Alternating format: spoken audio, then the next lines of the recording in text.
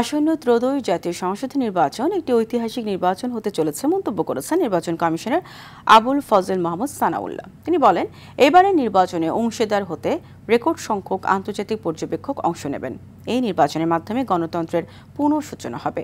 সকালে রাজধানীর hotel Lakeshore হাইটেসে এশিয়ান নেটওয়ার্ক ফর ফ্রি ইলেকশনের আগামী জাতীয় নির্বাচন নিয়ে একটি কর্মশালায় তিনি এসব কথা বলেন। সুষ্ঠু, গ্রহণযোগ্য ও নিরপেক্ষ নির্বাচন দিতে কমিশন প্রস্তুত উল্লেখ করে তিনি বলেন, নির্বাচনে সামাজিক যোগাযোগ মাধ্যমে অপতৎপরতা ও কৃত্রিম বুদ্ধিমত্তা এআই এর অপব্যবহার ঠেকাতে নির্বাচন কমিশনের চ্যালেঞ্জ রয়েছে। তবে অপতথ্য এবং এআই এর অপব্যবহার ঠেকাতে নির্বাচন কমিশন কাজ করছে।